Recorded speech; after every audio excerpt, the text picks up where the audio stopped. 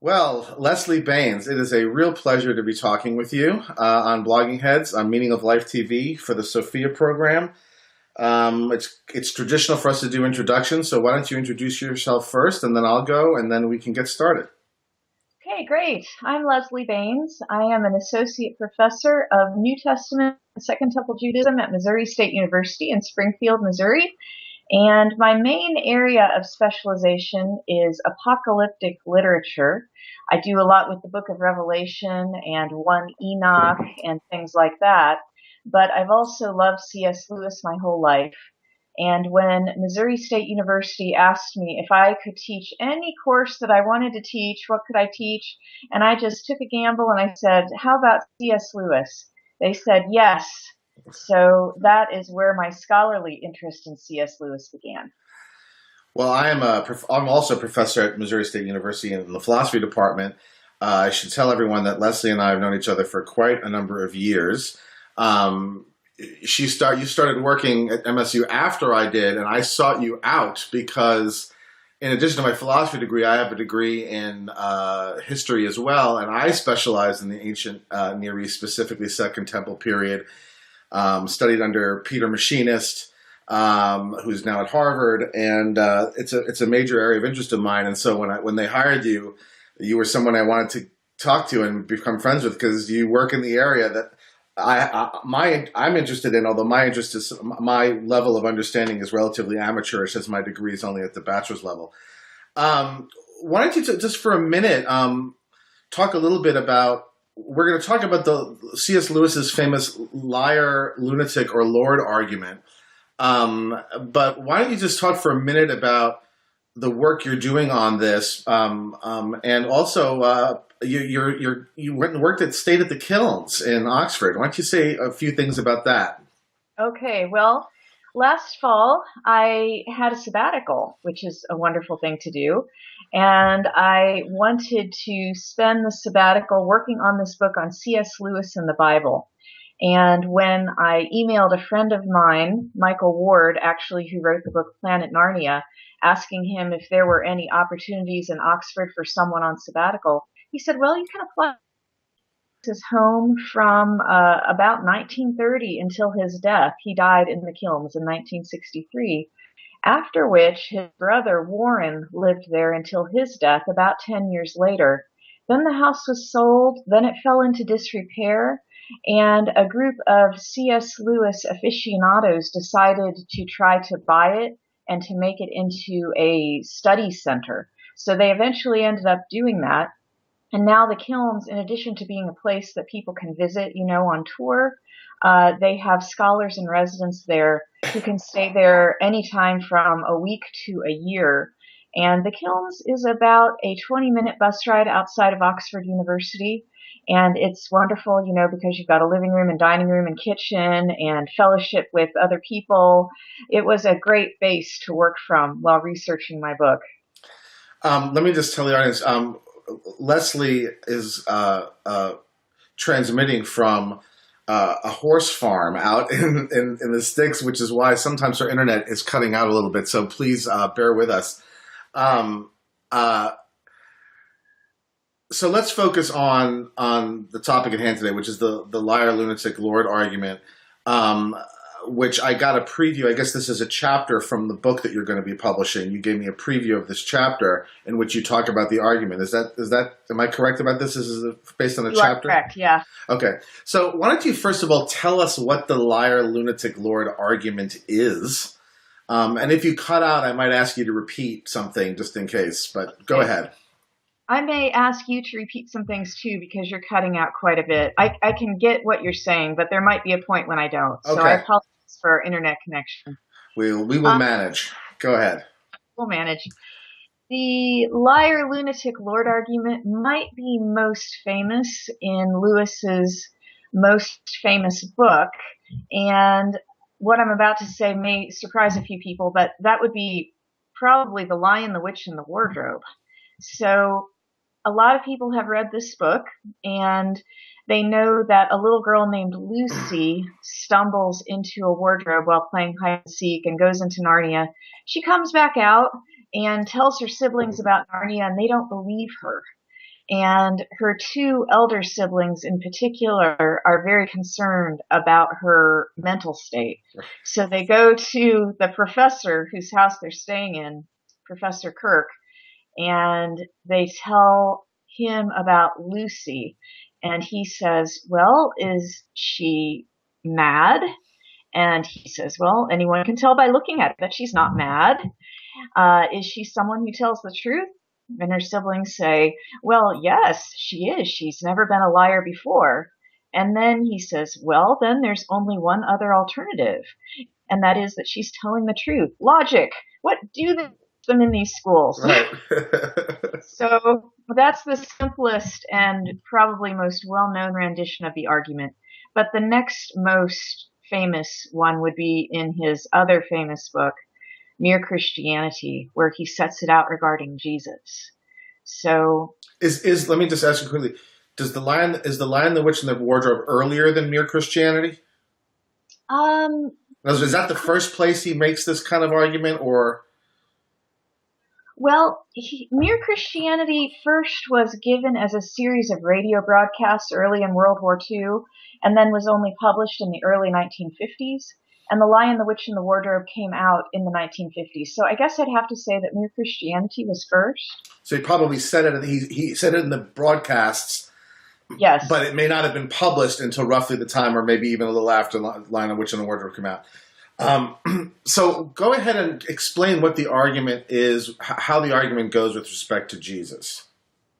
How the argument goes with Jesus? Right.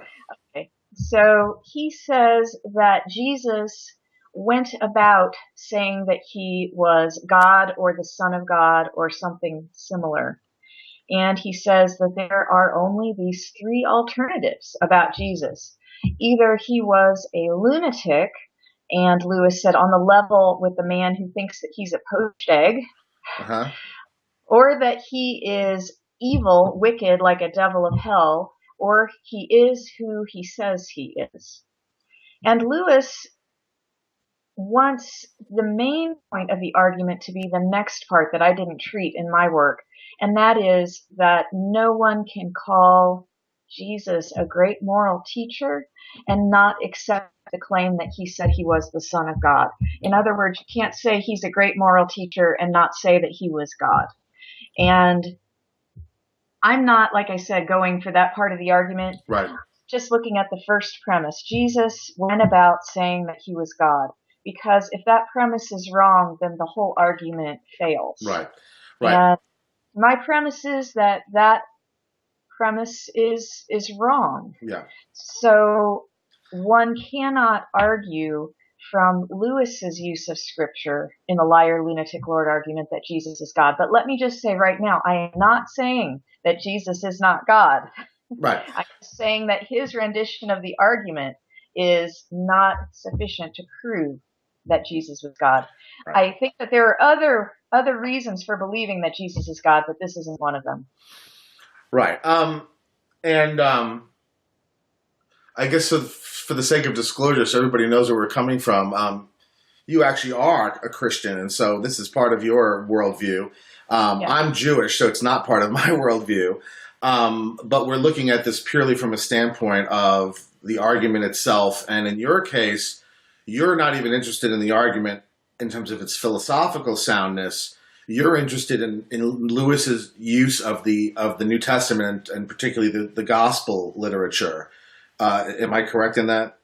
That's correct. I'm not a trained philosopher at all. You are, and I do not want to argue philosophy with you. Yeah, no, and I'm certainly not going to do that. I do, but just for the sake of the audience, I do want to ask a few questions about the argument as an argument, just from what you see as Lewis's perspective. Not to argue with you about it, but to ask you a few things about it with respect to what you thought Lewis was getting at.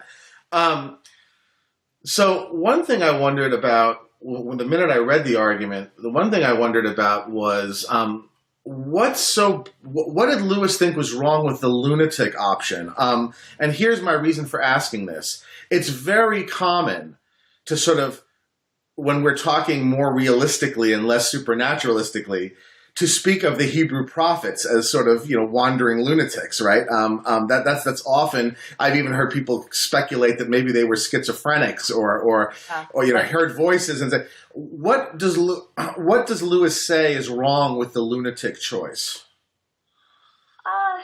I don't think he says anything about what's wrong with the choice.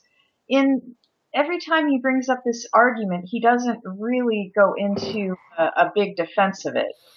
And I would say that in his mind, if I may guess what was in his mind, Yeah, of course. Yeah. That someone who is a lunatic wouldn't be rational and wouldn't be worth listening to. Okay. The other thing I wanted to ask you, maybe this is something that he did talk about quite a bit in other works of his. Isn't there a fourth option, which you mentioned yourself in the chapter, and that is, couldn't Jesus as the Christ be a myth? In other words, something analogous to, a lot of historians will tell you that, well, there probably was some Britain chieftain that corresponds roughly to the person who the King Arthur myths are written about. But whoever that historical person was, he didn't do all the things, and the stuff in the King Arthur mythology isn't true, even though it's based on perhaps a historical figure. What was Lewis's view on why we couldn't say that even if Jesus was, a person, and even if he was let's say a wandering preacher, but that all the Christ stuff is mythology? Well, myth is an interesting word. Myth is a very, very, very important concept to Lewis. And I think if you want me to talk about myth, I can talk about myth. But the word that Lewis used for what you're talking about is legend. That's fine. I don't care. To me, I'm a little sloppy with these words. So I'm happy to go with legend. It's perfectly fits with what I just described. So what's wrong with legend as an option? What's wrong with the legend option? Lewis, first of all, was a scholar of medieval and Renaissance literature. He was a literature guy. Mm-hmm. That was his specialty. That was what he was known for. That was what he was published in. And he had a very definite idea of how to define legend. And the biblical scholars, of related but very different field, had a different view of legend. When Lewis was writing, people like Martin de Bailius and Rudolf Bultmann and some other biblical scholars would have been using the word legend, and they didn't mean what Lewis meant. And when they called the stories about Jesus legends, Lewis really got very prickly about it, particularly in an essay called Modern Theology and Biblical Criticism. It has another title, Fern Seed and Elephants. It's the same essay, two different titles. And they just kept talking past one another with this legend idea. But that's just one thing I want to say. Now I can address kind of the essence of your comment, the content as opposed to the verbiage. Lewis said that the stories about Jesus, the gospel stories about Jesus, didn't have the whiff or the smell of legend about them. They were written as history. He said, I know history when I see it, and this is written as history. This is not written as legend, like a King Arthurian legend would be. And he really liked the King Arthur legends, by the way. Yeah. So he argued on the basis of literary genre, his understanding of literary genre, rather than ideas of history, if that makes sense. Yeah. So that's very interesting for a number of reasons. One reason that I'm interested in that is because evangelical apologists like William Lane Craig and others will often argue using a kind of a literary analysis of the Gospels that it's really history and not another genre, and therefore must be true. What always puzzled me about that is that, if you know anything about ancient historians like Tacitus and some of these others, they weren't doing history in the sense that modern people mean history. One couldn't just simply read off of Tacitus or Suetonius and say that, okay, well, we know that this happened and this happened and this happened because Suetonius says Livia poisoned so-and-so. And so do you think Lewis wasn't aware of this? Or do you think this is something where he just didn't want it to be true? Well, there's a yes and a no. Yes, he was completely aware of it, and in several places he said the ancients didn't write history the way we write history, and we cannot read uh, historians Tacitus and Suetonius the way that we read histories today. But he did not ever apply that to the Gospels. These days, biblical scholars look at the Gospel genre as being bioi, What does that where mean? bioi, the biography, we Mm. get biography from it, Hmm. bioi, bioi, the plural. So the genre of ancient biography has had a lot of study lately, and we know that ancient biographies were not considered to be factual history, too. Right. But Lewis just seemed to have a blind spot there because he was perfectly aware of how ancient historians worked. He was a great classicist. Right. Fair enough. He was not a philosopher, and he was to some degree an apologist. So we can give him a wide latitude, at least for the purpose of the discussion. So let's get to the meat of it then, to the meat of your critique. Um, Maybe start talking through some of the key elements of your analysis of why you think Lewis makes a basic mistake when he suggests that Jesus asserted that he was God or the Son of God or any of these locutions that would imply his divinity. Why don't you go through your key points in whatever you think the most rational order is? Okay. Well, I think probably the best place to start is with the Synoptic Gospels versus the Gospel of John. And got to explain what the Synoptic Gospels are. Synoptic is syn, with or together, with optic, to see. It means seeing things in the same way. And the Gospels of Matthew, Mark, and Luke see the life of Jesus in very much the same way. So they're called the Synoptic Gospels. Biblical scholars today, I'd say probably 90% of biblical scholars, believe that Mark was written first and that Matthew and Luke used Mark to craft their narratives about Jesus. And Matthew and Luke each have their own unique perspectives on Jesus, but they followed Mark so much that the three Gospels can be seen together as a set. So we need to start there with the synoptic view of Jesus. And then once we get that down, we look at the very different view of Jesus that the Gospel of John has. And the Gospel of John is so different from Matthew, Mark, and Luke that it's not considered one of the synoptic Gospels. Right. So go ahead. Why don't you start with talking about the evidence from Mark, Matthew, and Luke regarding whether Jesus self-identified as divine. So I why don't like that, Mark, Matthew, Luke. That's good. Yeah. I'm trying to stay rigorous. So go ahead and maybe talk a little bit about what the problem is with suggesting that Jesus self-identified as divine in those Gospels. Okay, one of the first places to start is that Lewis's argument necessitates that we only look at what Jesus said about himself. He said Jesus went about saying that he was God or the Son of God. So what other people say about him doesn't really matter. Right, because that doesn't make him a liar. That makes them liars, right? Exactly. Right. That doesn't make him a lunatic. That makes them lunatics, So if right? other people call Jesus Son of God and Messiah, that's not part of the equation. Right, that doesn't count, right? So that's a good base point from which to go. Right. So Jesus in the Gospel of Mark, which scholars consider the first one written, the earliest gospel written, and in fact, we don't have any other biographical.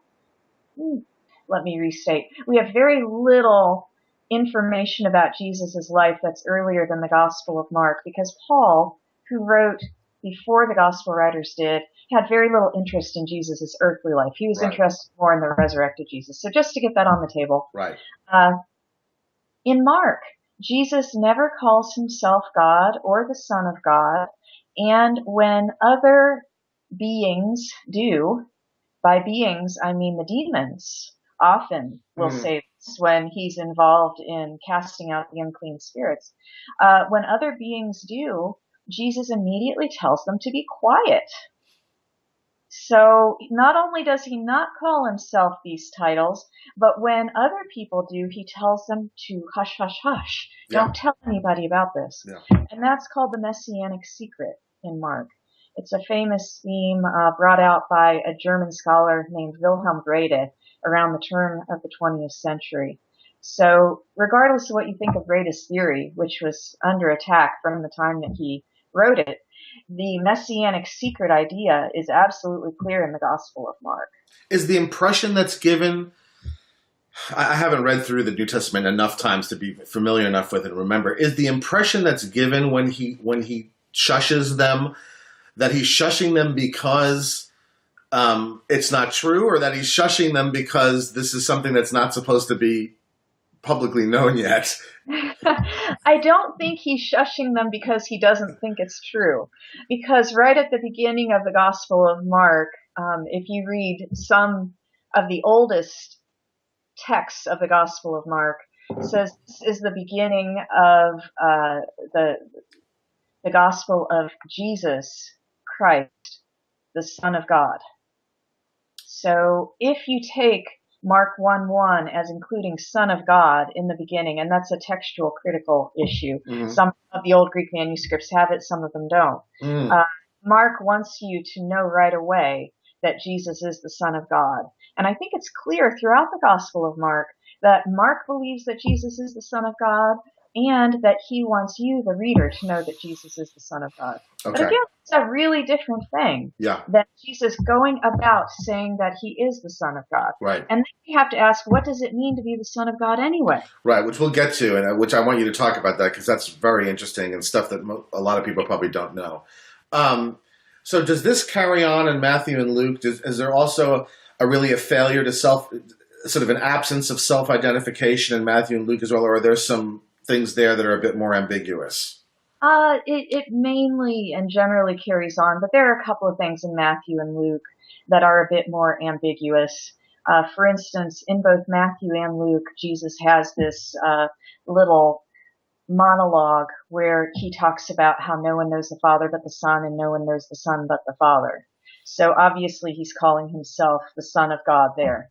Okay. So the conclusion we draw from this bit is that in the Synoptic Gospels, there isn't really any sort of direct, clear self-identification on Jesus' part of his divinity.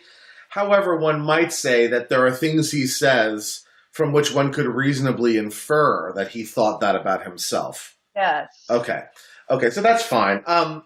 Let's now talk, and now this becomes really sort of a relevant point, and that is, even if he said it, did it mean what people like Lewis think it means? And so maybe now you can talk a little bit about what expressions like Son of God and also Son of Man, right, because he did identify himself explicitly as the Son of Man.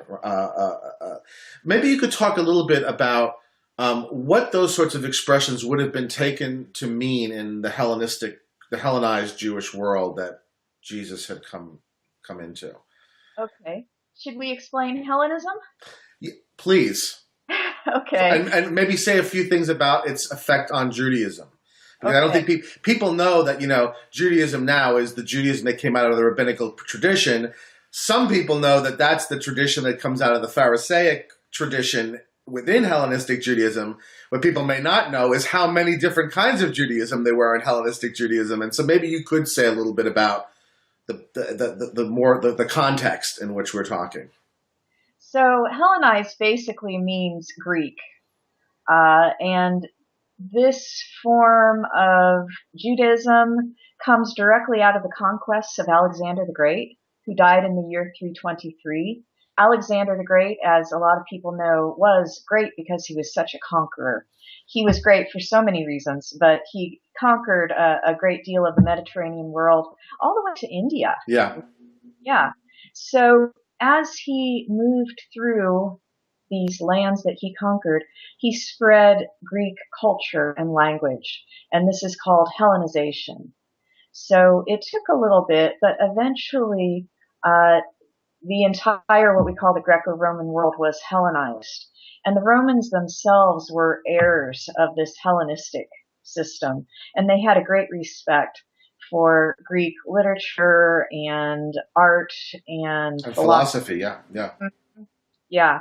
And my students are always surprised when I say, even in the Roman world at the time of Jesus, if anyone wanted to communicate with anybody, they didn't use Latin, they used Greek. So we've got this Hellenized system here. So we call it Hellenistic Judaism from the time of Alexander the Great, who also conquered the land that we know as Israel today, and up through the Roman period. It's all Hellenistic Judaism. It's greatly influenced by Greek ideas, philosophy, etc., etc. So, And maybe say just a couple of things about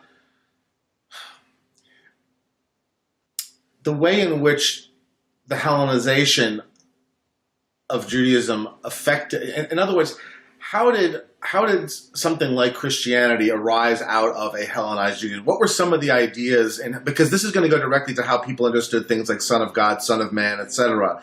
How did that Hellenization play out in such a way within Judaism, such that A, you can get something like Christianity out of it, and B, how people would understand expressions like Son of God, Son of Man, etc.? well, the most famous Son of God would have been the Roman Emperor.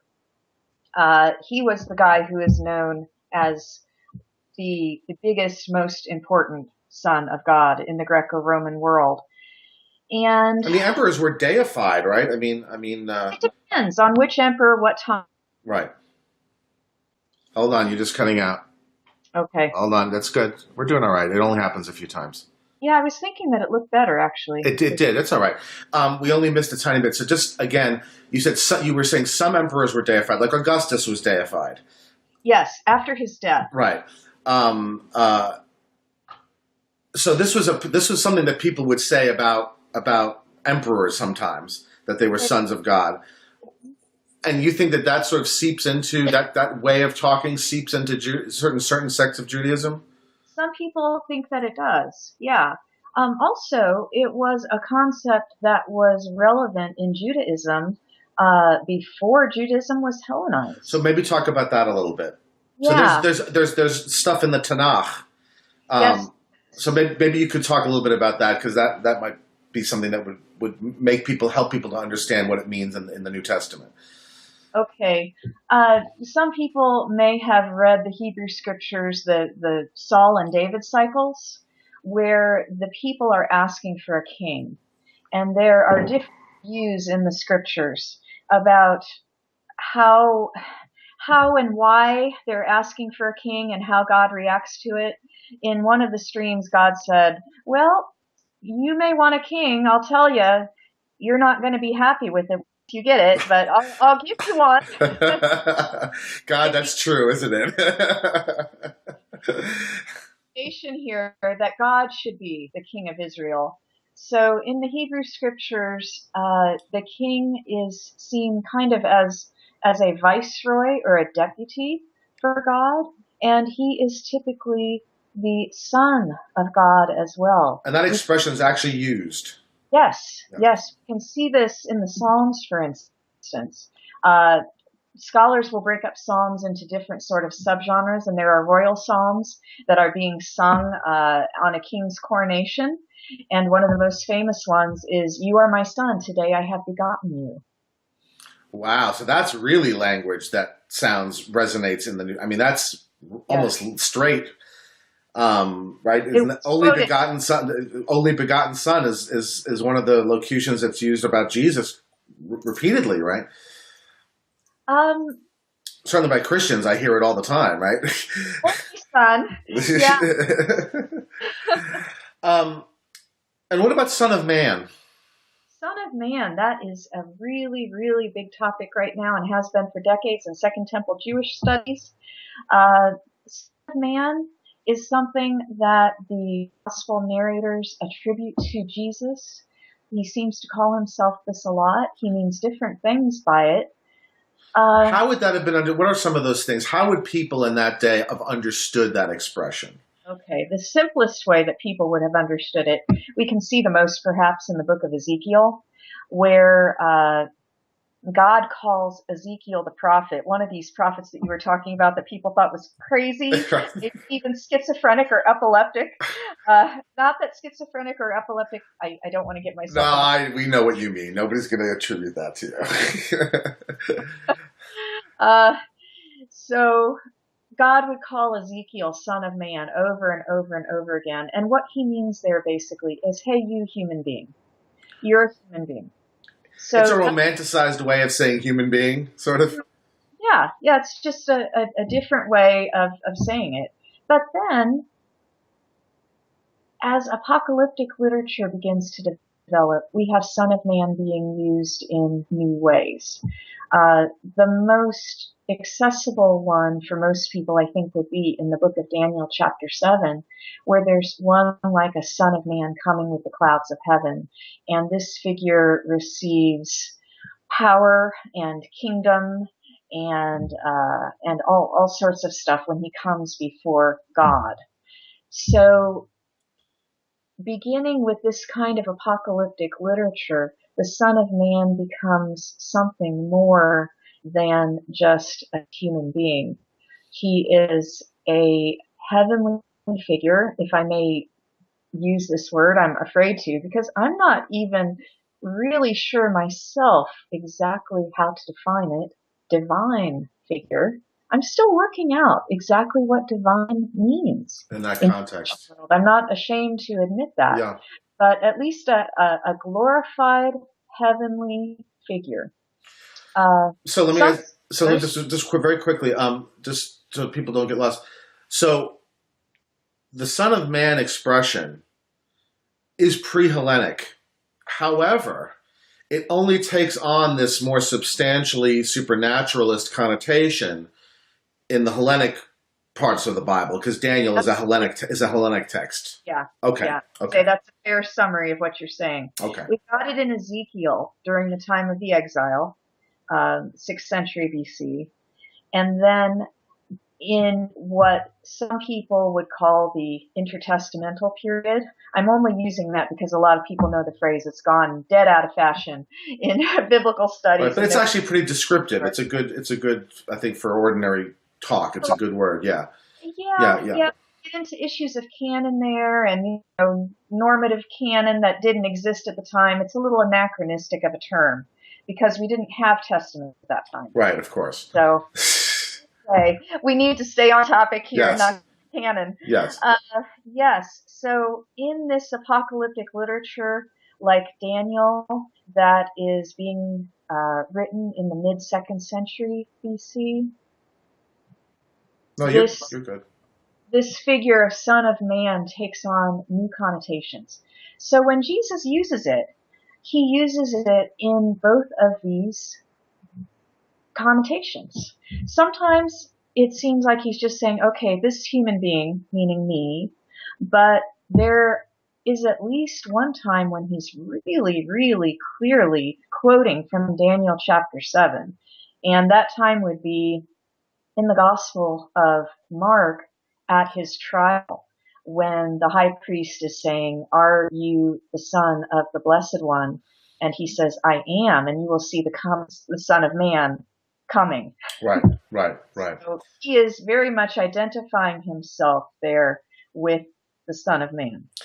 Now, but even with this Hellenized supernaturalist sense of Son of Man, that's not the same thing as saying that somebody's God, right? Absolutely not. So we want to be clear that even if you get this much mileage, it's not getting you the mileage that Lewis needs to get. Is sort of what you're getting at. That's perfect. Right. That is absolutely perfect.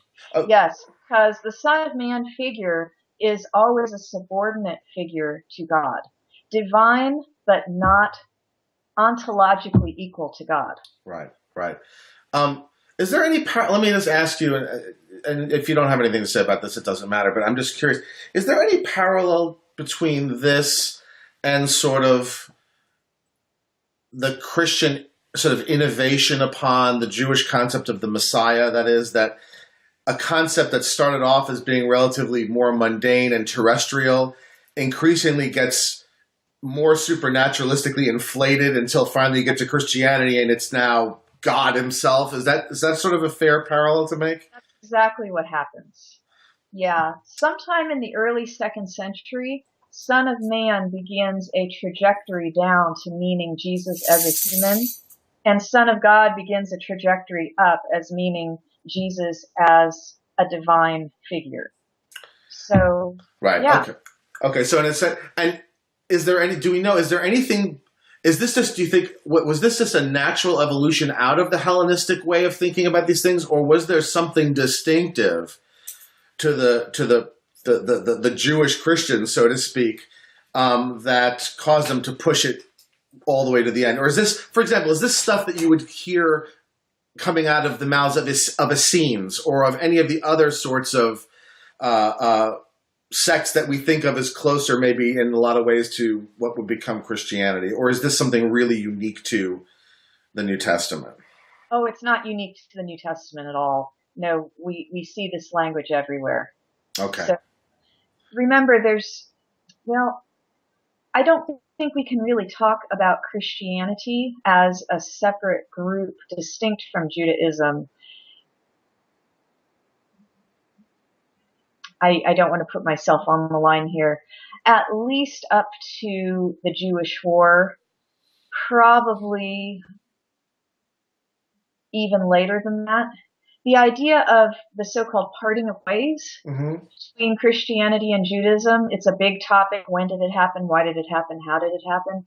But at least up until the Great Jewish War of 66 to 70, we're not talking about a separate religion. We're talking about a sect of Judaism. Right, right. So that's great. That's very interesting. So let's just sort of encapsulate this, and then you should talk about John. So tell me if I've got your argument sort of right so far. In the Synoptic Gospels, there is very little by way or to none of direct self-identification by Jesus as God. There are things he says that might indirectly suggest this. He does use expression "Son of Man," which can have supernaturalist connotations. And people say of him that he's a son of God. But what you want to say is that even if we take those expressions with their most supernaturalistic connotation, that's still not enough to get Lewis's "Jesus says I'm God." Is exactly. That in a sense what you're saying? That is exactly what I'm saying. Okay, so now how does John fit into this picture? Okay, so John is not a synoptic gospel. And it's later than the other ones. It's dated later. Yeah, standard biblical scholarship dates Mark around 60s to 70. The other two synoptic gospels, Matthew and Luke, to the 80s, and John to the 90s somewhere. Okay. So it is later, but I do want to say that just because it's later, that in and of itself is not an explanation for its higher Christology. It's seeing Jesus as being closer to God, because you can look at Paul, who is the earliest Christian writer, and it's very high Christology. Right. Well, the only reason I mentioned its dating is because if Mark is the earliest, and then we take Mark as a source for Matthew and Luke, and John is the latest, it is the furthest away from Mark, right? I mean, in the sense of, yeah. And so it does reflect some kind of evolution, right?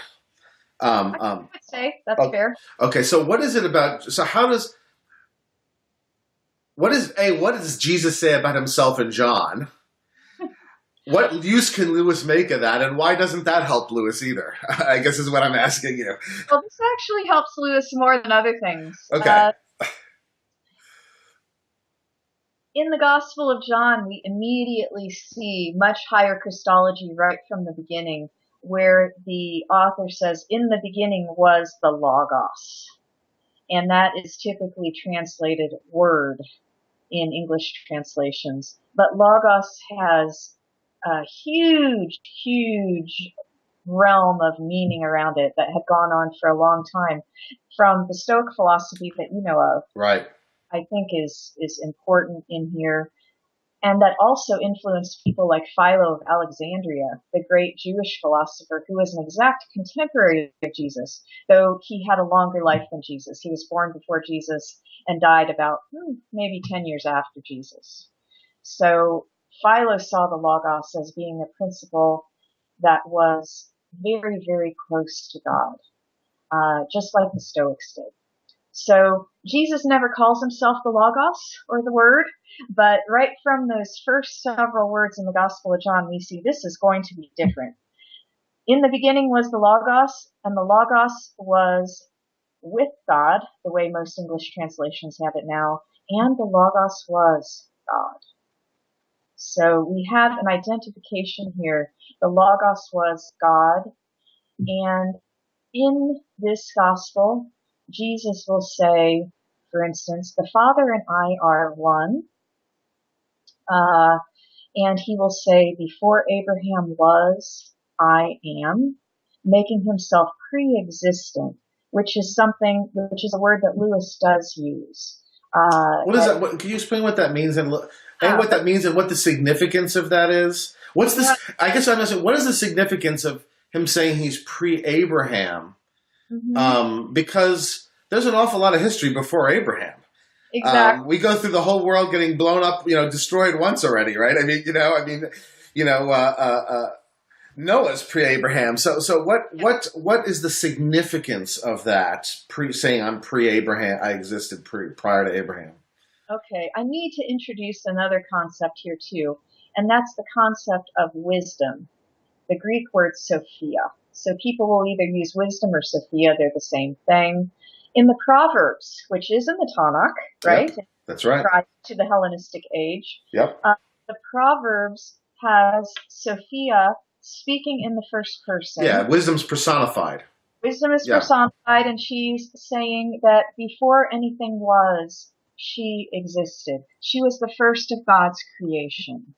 Wisdom was. Right. And Philo and other, I'll just stick with Philo. Philo identifies wisdom and the Logos.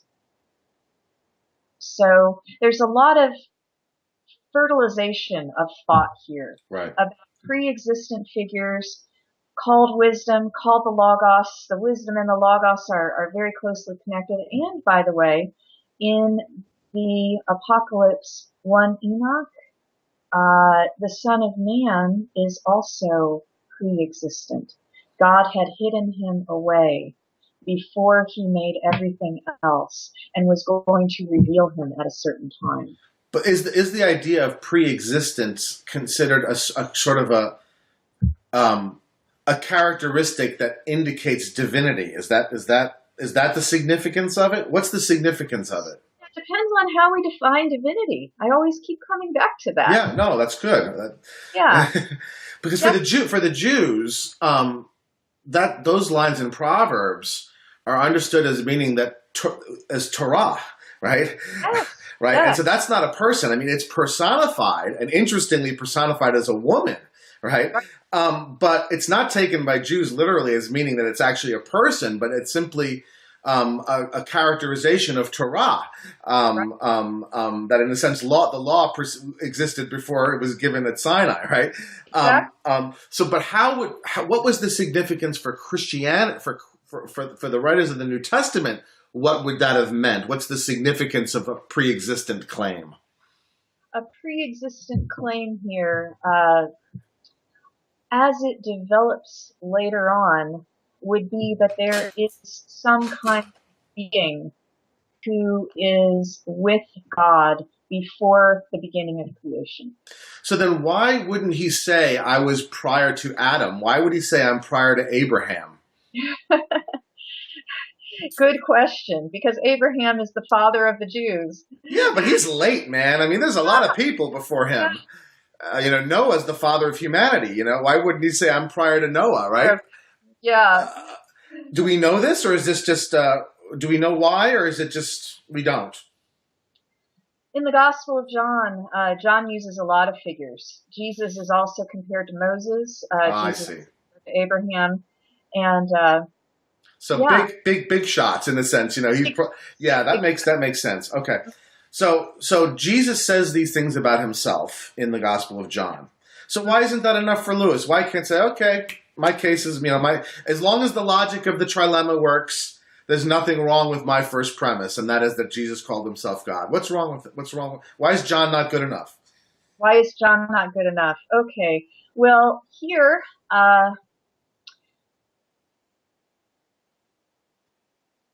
it basically is not the same Jesus as the synoptics. We cannot have... You think, you're in the sense that you're saying that John cannot even be reasonably claimed to be historical at all? And is that what this is going to come down to, that the synoptics at least have some claim to being historical and John does not? Or is there something else going on here that I'm not getting? Okay. There was, and maybe among some scholars still is, an idea that John may be completely worthless in terms of history. A group of scholars that you'll find claiming that, or very close to that, would be the public statements of the group called the Jesus Seminar, Yeah. that a lot of people might be familiar with. Yeah, Robert Price and a number of others, I think. John Dominic Crossan. Yeah, yes. Yeah. So, there's a lot of diversity within the Jesus Seminar, but in the public statements of the Jesus Seminar and in some of its most prominent figures, they will say John is basically worthless historically. But I would say no, John is not worthless historically, or to put it positively, there are things in John you could definitely take as historical. We can get into a different conversation about what it means to take something as historical. I understand, yeah. But so then what is your argument? I mean, because the conclusion I got from your chapter was that Lewis's first premise is fundamentally flawed. But if you don't agree that sort of John is completely worthless, then what do you mean when you say that Jesus in John is not the Jesus in Mark and Matthew and Luke? I didn't quite understand that then. Sure. Okay, that's a good question. The Christology of the Synoptics is basically that Jesus did not go about saying that he was God or the Son of God, and that when he did, he told people, or when anyone called him that, he asked them to be quiet. The Christology of the Gospel of John, on the other hand, is exactly the opposite. John goes about not only accepting these titles, as we can see right from the very beginning of the Gospel of John when he calls his disciples. They call him by various names, and Jesus accepts them all. And then he himself says things like the Father and I are one, and so on and so forth. So, in my opinion, and I'm open to argument on this, definitely, in my opinion, you can't have the same figure doing both things. And so, yeah, so there's a contradiction, right? Yeah. The question then is, why do you privilege the picture of Jesus that's in the Synoptics as opposed to John? That's why I asked you about the question of historicity, right? There must be some reason why you're privileged, and that's also why I mentioned that John is later. Is it partly because John is later, and so there's a kind of a credibility to the Synoptics that there isn't a John, or what is your reason for privileging the Synoptic version? My reason for privileging the Synoptic version would be that even though the Synoptic version of Jesus would not be a videotape or a photograph of Jesus, we can't take it as being flat-footedly, literally what Jesus said and did. I would say that it's closer to what the real historical man Jesus said and did than the Gospel of John. On what basis? And, you could be somewhat general, but I don't expect you to go into all the details. But generally speaking, on what basis would do you think that as a historian and a scholar yourself? What? Mm-hmm. I would say that the Gospel of John would be more a reflection on the significance of who people are seeing Jesus to be. Here's why I'm asking, because the Pauline literature is earlier than all of it. Mm-hmm. And there it's full-blown Christ, God, all that sort of stuff. It is. So given that it's the earliest, why wouldn't one say, Well, John is probably the right one because he's reflecting what the earliest Christian literature we have says. And maybe all the stuff in the synoptics is just biography that nobody has but we wish we had. And so we just made up a whole bunch of stuff about this guy's life. But really, the earliest things that we know about him is that he's God. Yeah, well, I don't know of anybody, any Christian anyway, who would say that the synoptic stuff would be just stuff that you make No, up. of course not. No, I'm asking this from the sort of from playing history, sort of. Yeah, yeah. Um, And many Christians, I think, do say that. And I believe that though Lewis did not say this in any way, he himself is doing it. does he use John more than the synoptics in his arguments? Um, I would have to go back and, count the scriptural references, What's but your impression? I mean, I don't expect you to do that. I my mean, impression would be that he's about half and half. But the thing is, his unconscious mindset is definitely reading the synoptic gospels through the lens of John. And many, many Christians do that, up to the very highest Christians. Could get myself in hot water here, but Benedict the 16th came out with a couple of books on Jesus. And Benedict is a fine scholar in his days as Cardinal Ratzinger. yeah. For that. But it was very interesting how when he tried to read the synoptics, he read them with a mindset or a lens, like if you want to call John rose-colored glasses, perhaps. He's reading them through the rose-colored glasses of the Gospel of John. And it's something that is so endemic to Christians Right. because Christians want to see Jesus as he is portrayed in the Gospel of John, since the Christological councils have defined him as one in being with the Father. Okay. We get the closest to that in the Gospel of John. So let me ask you. I mean, we do. We're certainly not going too long. So let me ask you maybe to talk a little bit about the way we use the New Testament to tell us about historical matters. If I was to ask you why, somewhere in the chapter, I think you said that we can reasonably think that some of the things that the gospel says about Jesus are historical, that they really occurred. If I was to push you and say, well actually, why should I think that?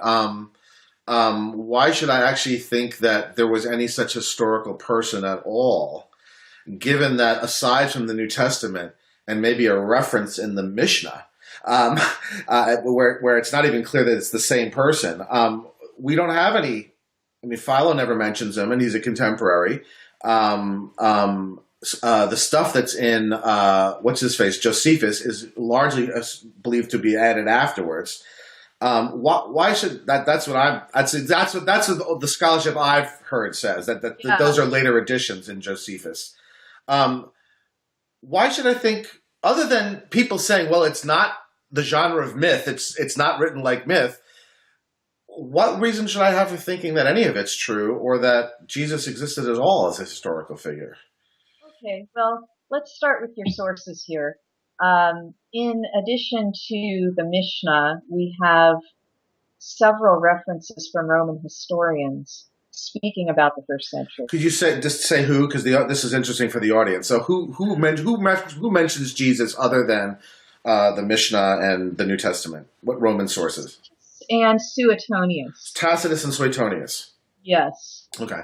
Now, admittedly, both of them are writing in the second century, but they're writing about the first century. Okay. So we have two separate incidences. One of them speaking about the Great Fire of Rome and the persecution of the Christians in the aftermath of the Great Fire of Rome, and another one speaking about Claudius expelling the Jews from Rome in the year 49. Claudius, it's about a certain Crestus, and most people think that this is upsets or a fracas about Christ. So those are the two references that we have from that are outside the New Testament. Yeah. Is there archaeological evidence? Well, depends on who you ask, right? So people who say there is, what do they point to typically? What do they point to?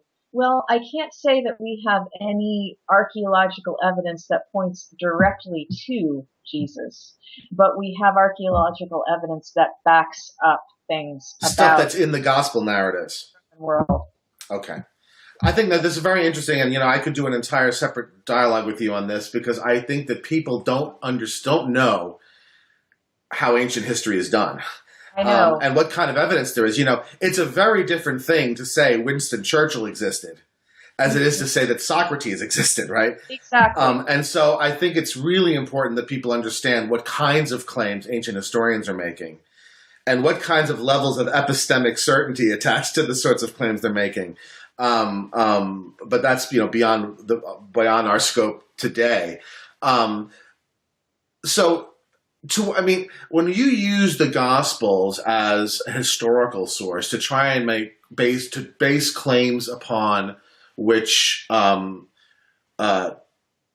people should think that the historical Jesus did or said various things, how do you parse it? I mean, how do you make use of the text as a historical document?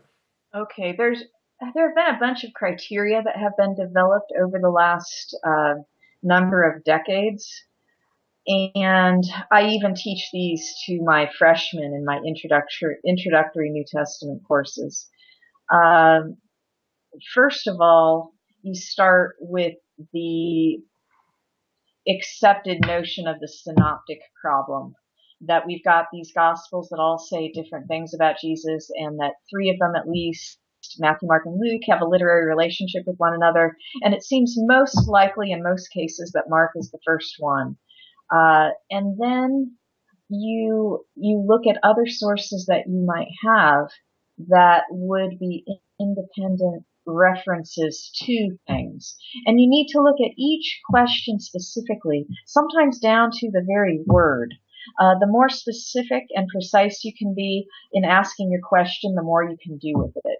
So, for instance, I'm having my students right now write a paper using the criteria of the historical Jesus on whether or not the real man Jesus, as opposed to the gospel writers who wrote about him, said that Jesus disapproved of divorce and remarriage. So all three of the synoptic gospels have Jesus saying that if one spouse divorces another, that it's a bad thing for them to get remarried.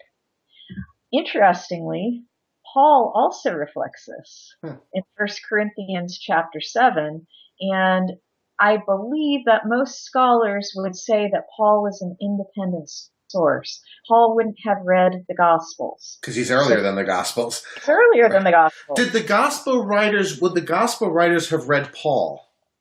That is up for debate. I think it's quite possible that they would have. But let me just continue on with go ahead. Historical Jesus. Yeah. So we look at how many independent sources we can see back up the same thing. And for instance, this is a big issue. Yeah, I didn't mean to get you into too much detail. Yeah. So what you're saying essentially is the way we use the New Testament historically is that those parts of, let's say, the synoptics, for which there are other external corroborations, are in a sense our light posts, right? Those are the places in which we feel like we can use the material in there to make some sort of historical claims, hesitant, but historic, at least historically hesitant sorts of claims. Is that basically? Yeah, that's it. Yeah. And not only literary sources like Josephus or Paul, but also other factors. For instance, there's something called the criterion of dissimilarity. And scholars of the historical Jesus used to sort of crown this as their most important criterion. It's since come under fire, but I'll just give you a little illustration of it as my students might use it in their paper. I hope none of my students are watching because their paper isn't due yet. So we know that Judaism always allowed divorce and remarriage, right? From before the time of Jesus, Jesus actually quotes Moses. He says, you know that Moses says, give her a writ of divorce. And up until today. And we also know that when Matthew modifies Mark's saying, Mark says basically no divorce and remarriage. Matthew says no divorce except in cases of porneia. Porneia having to do with sexual immorality. So that we know that if Mark was written first and Matthew came later, that between the writing of Mark and Matthew, people who are reading this gospel are feeling really uncomfortable with a prohibition against Right. divorce, separation, and remarriage. They want some exceptions. Exceptions. And you know what? These guys who wrote the Gospels could have left that out if they had wanted to, Yeah. but they feel the necessity of putting it in. So if it goes against a Christian agenda, but it's so important that the Gospel writers feel obliged to put it in, then that also adds evidence to the hypothesis that the historical Jesus actually said it. Does that make sense? Sure. No, that makes perfect sense. I can see that. Great. So the last thing I have to ask you is, what do you take the significance of the poverty of the liar, lunatic, or Lord argument to be? In other words, why did it matter to you to show that this was not a very good argument? What's the bigger picture? Why does this matter, other than as a matter of interest for Lewis aficionados or for people who are deeply buried in attempts to sort of apologetics? What's your reason? Why do you think it's significant to show that this argument's not so hot? First, let me tell you why it's not significant for me. Okay. Number one, I am not trying to prove that Jesus isn't God. Right, because you think he is. So, I mean, it's not right. I'm an Orthodox Christian who accepts the creed. Right. So that's not the reason. Secondly, it's not because I dislike Lewis. I absolutely love C.S. Lewis, and he's a vital part of my life from almost the time I can remember. Me too, I should say. Yeah. The Narnia Chronicles had an enormous effect on me as a child, even as a very Jewish child in a very Jewish home. I mean, it's just wonderful children's literature, right? I mean, it's the best amongst the top 5 best children's books, right? You completely froze up on me there, but I think I got the... You froze up on me too, so I'll just say it again, just very quickly. Even as a child growing up in a very Jewish home, Lewis was important to me as children's literature. Yes. As beautiful children's literature, with a lot of very good messages in it, that are good messages whether they're Christian or not. So he's important to you. You're not trying to diss him. You're not trying to throw him under the bus. So then what is your reason for... Not trying to throw God under the bus. Right. Why is it important to you to show the argument's not good? Me as a biblical scholar, it's a bad biblical argument. And of course, I'm teaching biblical studies to 18-year-olds who show up in my class, to 75-year-olds who audit my class, and I just don't like the misunderstandings about history and scripture that the argument entails. I guess I could quote N.T. Wright. N.T. Wright, former Anglican Bishop of Durham in England, a believing Christian, obviously, I would hope, from being a bishop, and a great biblical scholar, who says that someone who knew their biblical scholarship, their ideas about Jesus through the liar, lunatic, Lord argument, would be in a very bad position even when confronted with just basic historical literary ideas about the Bible and Jesus, much less the sort of folks that you're talking about who would deny that Jesus even existed as a human being. Is there? Let me ask you just at a basic level, it offends you as a biblical scholar. You don't like to see people misuse the text and misunderstand what the text says. And I should probably point out that the school we teach in, we're in a region that is very, very heavily evangelical, and so it's especially probably important to you that these kids who are coming in already with very preconceived ideas about Christianity, about Jesus, and about the text become educated readers of the text.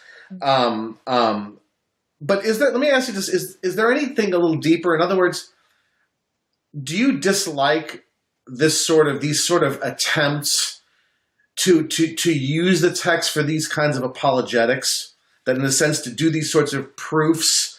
Do you object to that more generally, in the sense that that's not really the proper place from which religious belief should come? Or do you not go that deep? Is it just, I'm a biblical scholar and I hate bad biblical scholarship? Well, I'll agree with your last sentence there. As for the other piece, I think apologetics can be well done and very valuable, and poorly done and backfire. It really depends on how it's done. And so when apologetics involves abusing the text, you don't like it. I don't go there. No, it's interesting that even Lewis himself wrote a poem about the dangers of such apologetics. What's the poem? I wish I had it memorized. You don't have to have it memorized. You can provide it as one of the things that will go up as a link section, and I'm going to ask you to provide links. So if you can find it at some point, it'd be great. Yeah. But he wrote a poem about bad apologetics. He did, and I think in the version of it that I gave you, it's in there. I've got a copy of the paper here in front of me, but it's not the latest version, so I can't read it. It's called something like an apologist Sunday prayer. And he's saying about his apologetics. Are we frozen up? No, we're good. Okay. Yeah. While angels weep, the audience laughs. He says, "Preserve me from stuff like this." Oh, God. It's just wonderful. He is completely aware of the dangers of glib apologetics that go over really well with the audience, but don't capture the spiritual meaning. And that is just so endearing to me. And yet he was a pro at that kind of catchy apologetics. That's fascinating. One of the things you have to love about Lewis is that he was such a humble man. He really honestly fought against pride and all of the things that came along with being a world famous apologist. I honestly think that if he were a Roman Catholic, he would be a candidate for canonization. Really? Yes, I do. But Chesterton isn't. Chesterton's a better apologist than Lewis. No, not at all because of his apologists. I actually, I disagree with his most famous apologetic argument. It's his humility. Oh, you mean his character. His character. Yeah. I understand. I should say Chesterton is another favorite of mine. Yes. But partly as a stylist, the man is one of the greatest English stylists I think I've ever read. He had sentences that just were incredible, and these turnarounds, these almost like judo kind of sentences that were just wonderful. A paradox. That's right. Leslie, thank you so much. This was really interesting. And not typically the sort of thing that I've been doing. I've been doing mostly philosophy, so it's really a refreshing change, and I think the audience will love it. Thank you so much. Thank you so much for asking me. It's been a real pleasure to have this time to spend with you. And if I could come up with something else that I know enough about to talk to you about, I'm going to ask you to do another one. So I would be happy to do that. All right, Leslie, thank you so much.